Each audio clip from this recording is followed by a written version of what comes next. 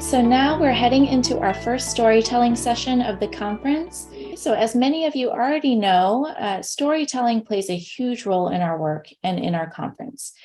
Throughout these 3 days, among the amazing experts we have lined up to speak are people with the lived experience of homelessness with their companion animals. At My Dog is My Home, we provide a platform for people with lived experience to speak in their own words, be heard, and to advocate for what matters to them. We are going to play a pre-recorded conversation with one of My Dog is My Home's champions and a Gold Star volunteer, Jillian McMillian, and her daughter Saiya.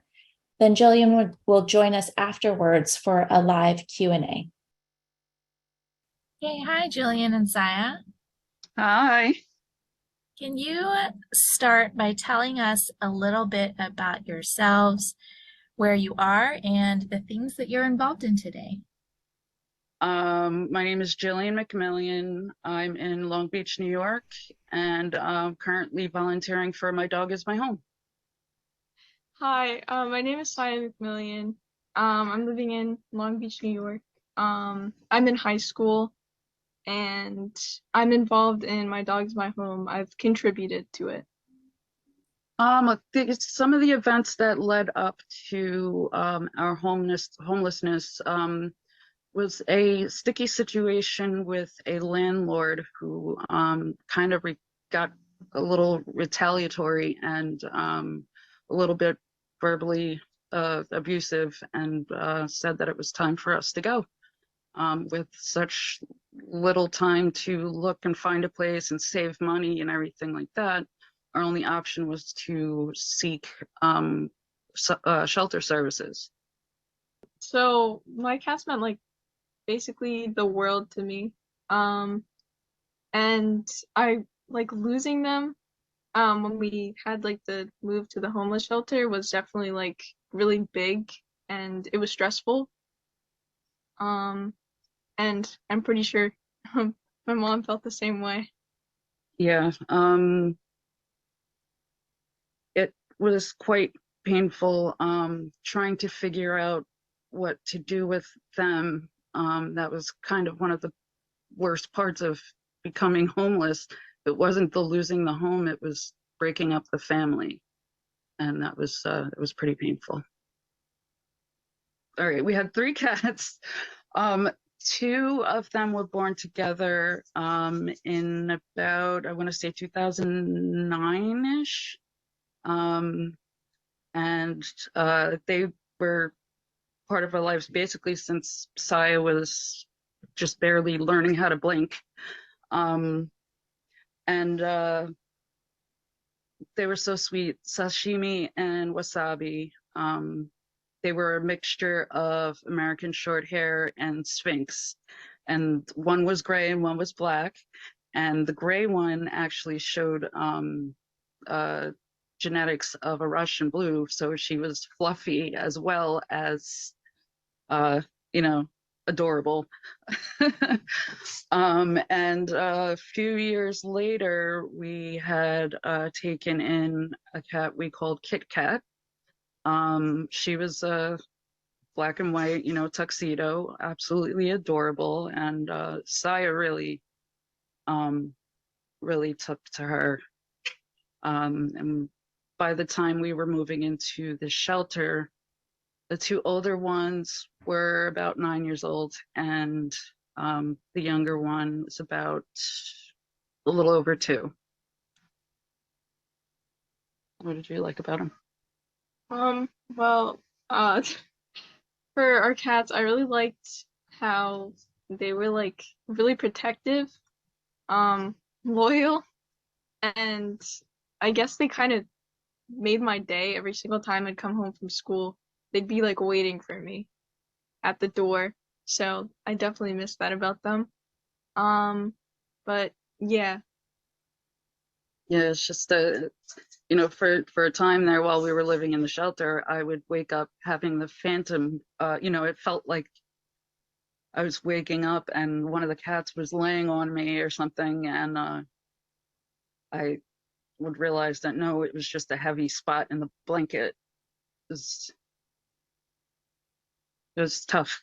It was tough. We took our cats before actually moving into the shelter to a foster. It was hard to find one, but we finally found one and made sure it was a good fit. And with tears in our eyes, made our way back to getting ready to head, for the inevitable.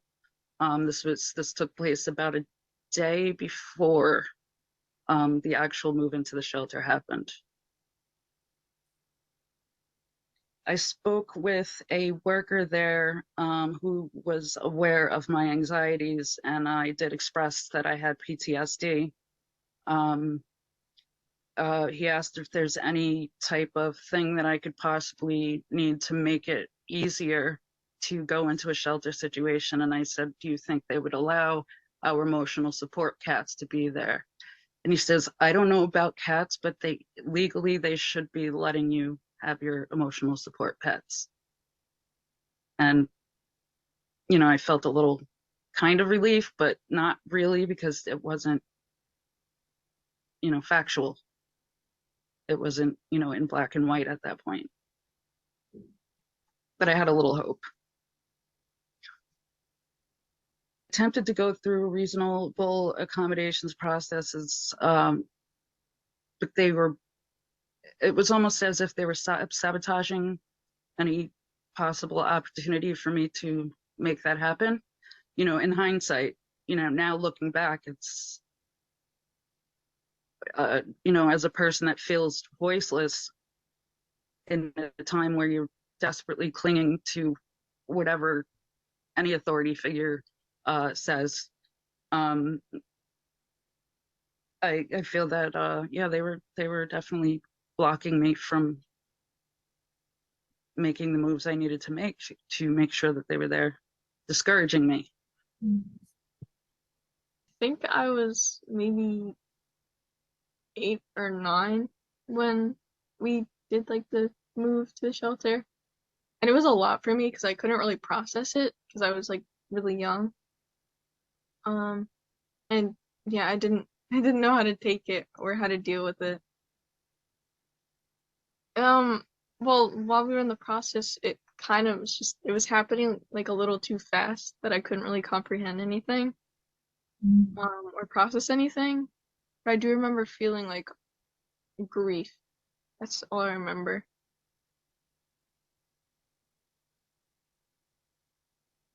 Yeah. I tried my best to prepare her for what was going to happen. I mean, when we knew Friday, the plan was to go in on Monday to get started on moving into the shelter. I told her, I let her know that, look, this is what's going to happen. We're going to have to move to a new place. It's not a place that we are going to have all these beautiful things. It's a possibility that it'll be nice and clean, but it's a possibility that we're going to have to really clean it.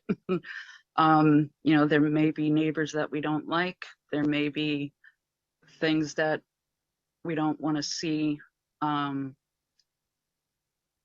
we're getting out of here, and it hopefully will be better than dealing with the drama that we're dealing with now. And, I just kept talking her through it. And then I also told her what the plan was. I'd take her to school that morning. And then I was going to go to DSS, and then I was going to pick her up from school with a friend of ours, and we're going to be at the new place. So, I mean, there's only so much prepping you can really do to get to move into a shelter, especially when you don't have any idea of where you're going and what type of place it is. And, is it a house where you just get a room in the house, or is it a congregate, or, so you really don't know what's going on and don't know how to prepare, especially with somebody so young, to tell them so that they're not shocked and completely traumatized by the whole situation. At first, when we got to the shelter, I had to take some time to get some, get the information that I needed, and get comfortable, or as comfortable as you can get, and situate. And then we got in a couple rides to go see the cats. And after a while, that kind of slowed down. We lost any ability to really get out there.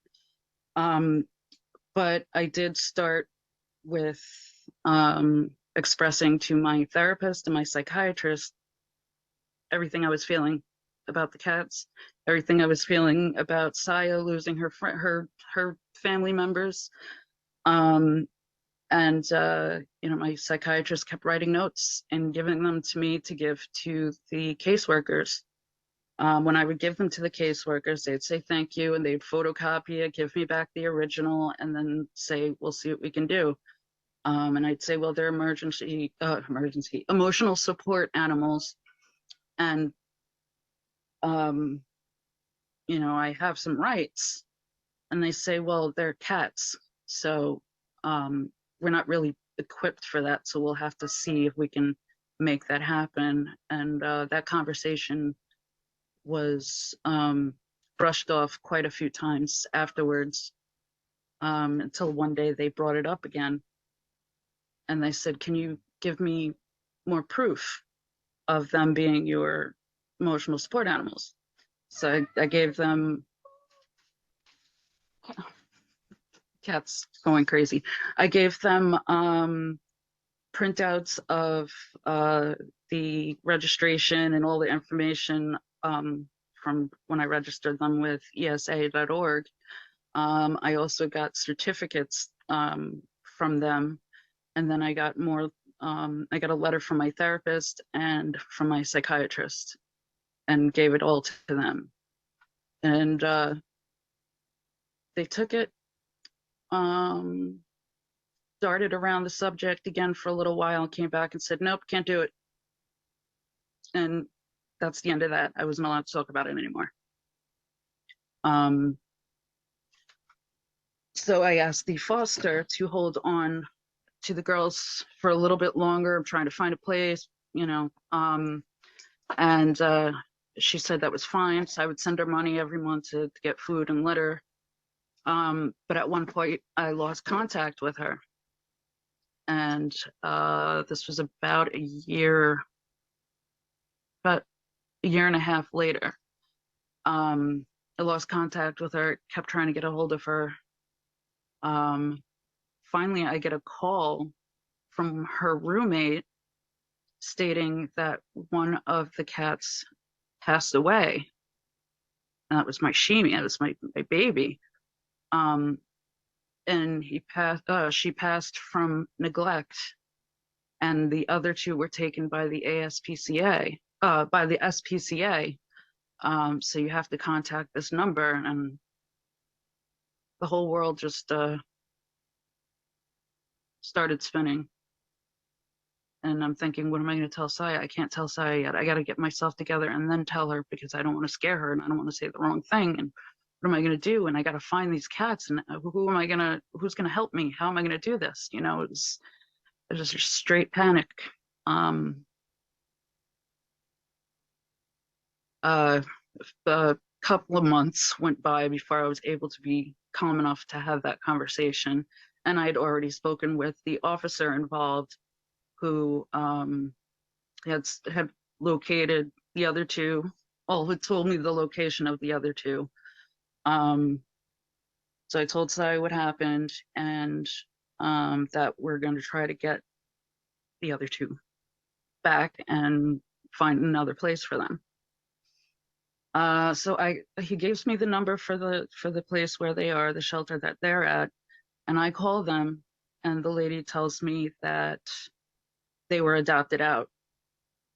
And I said, what do you mean they were adopted out? They weren't supposed to be adopted out. According to this officer, they're supposed to stay there until they, you guys are in contact with them. They're not supposed to be gone. And she says, well, I'm sorry, they were adopted out. And she started getting very snippy and short. And I was getting very shaky. They wouldn't give me information or anything like that. And I said, okay, all right, fine. So I called the SPCA officer, and I leave him a message, which is usually how we got in contact. I would leave him about 10 messages, and then, you know, maybe a month later he would call me back. He never called me back. I never got a call back. I never got anything back, and it was just miserable. So I started to look online and post on my story on different Facebook groups for pets and lost and found pets and Long Island adoptions and kittens and all this stuff, all these different groups. And I put my story all over the place, and nobody had seen them. And, you know, I kept posting and posting, and now I'm just waiting until I see one of them on there. Yeah. I still, to this day, worry that the other two are, you know, somewhere that isn't good, but at the same time, I can't stay in that dark place. I have to remember that the whole entire world isn't the monster. There are a few little monsters in it, but not everybody's a monster, and maybe they are happy where they are, and that's it. Well, thank you for recounting that like extremely painful time in your life. And you know, as you said, like you're still holding out hope for them. That one day they'll turn up, but also you're sort of reminding yourself that not everyone in the world is a monster, and maybe they ended up in an okay place. And I really respect that. I love that you're able to sort of look at this through as in a strengths-based way and like try to stay positive, because that's all we can really do. Like if we couldn't do that, then well then we would just be like paralyzed by our sadness and our fear. And I think you've done an extraordinary job with like turning your pain into passion, and you've become this incredible advocate for your community and for people who have experienced things that are similar to you. And so could you tell me about that? Can you tell me about your advocacy work and what you hope to see change in homeless services in the future? Yeah. Uh, well, I accidentally fell into advocacy, and actually that is the blessing part of the homeless situation. I happened to meet somebody online who is an advocate, and she introduced me to a lived experience group that was connected to National Alliance to End Homelessness. And you know, I attended one, I told my story, and I kind of got addicted. It felt so good to be heard. And then I could imagine what other people could feel too. So I kept attending the meetings, and then eventually I got to go to the convention, which is where we met. And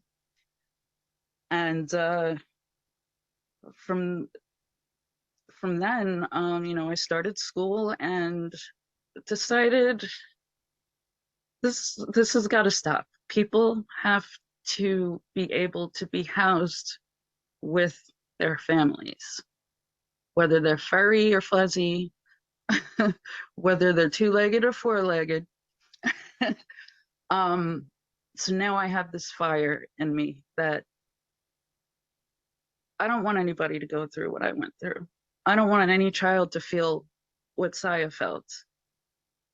And I think the only way to make that happen is to move forward with, you know, with goals and dreams, and step outside of the comfort zone and speak up. And now you can't stop me from talking. Well, that's awesome. We're very lucky that you spoke up and can't stop talking. We're so happy that we met you. And I think a lot of people are going to benefit from the experiences that you're willing to share. And by you being brave and just talking about it, even though it was such a painful time. Well, I have a question for Saya.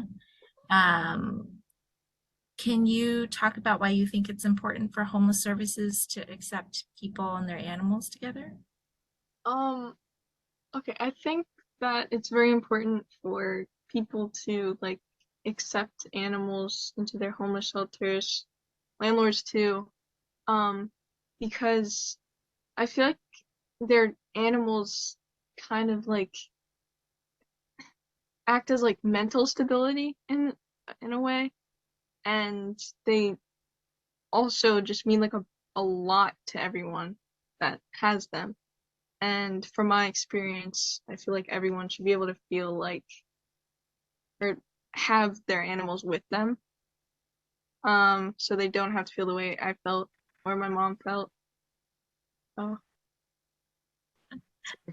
Thank you. That was super articulate.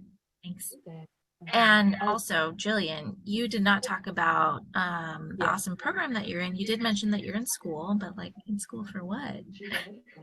Oh, yes. I'm in school for it's actually Animal Behavioral College. And I am taking pet training courses so I can, there's so many things I want to do with it. Um, Really, what I want to do is make sure that people are able to understand their animals, and that they are able to know that the answer isn't always drop them off at a shelter or let them outside and don't let them back in.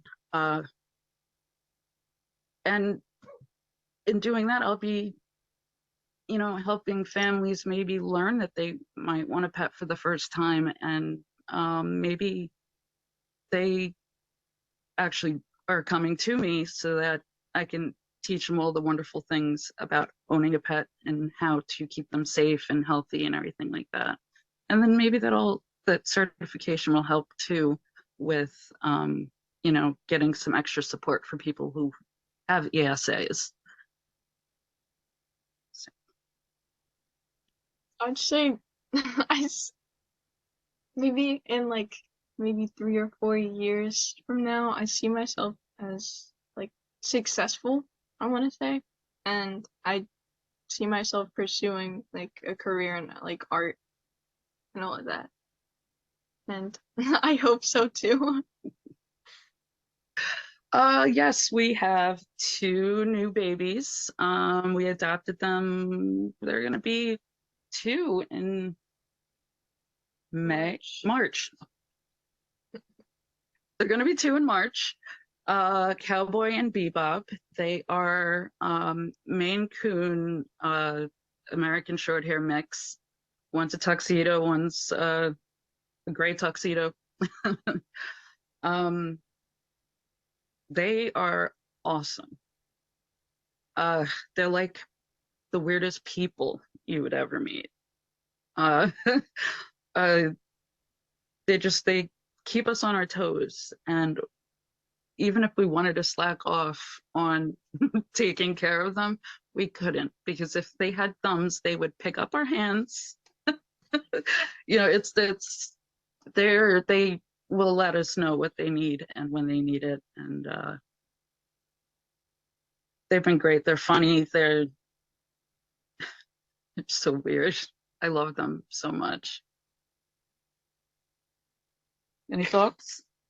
I also think they're weird. I feel like they're anything but cats. Like they don't feel like cats. Yeah. But yeah, they're always like making a ruckus, or Cowboy is always knocking everything down because he wants attention 24/7. Little. But yeah, I love them, and I do not know what I would do without them. Okay. Thank you everyone for watching. If Jillian can join me, that would be amazing. She's here. Hello.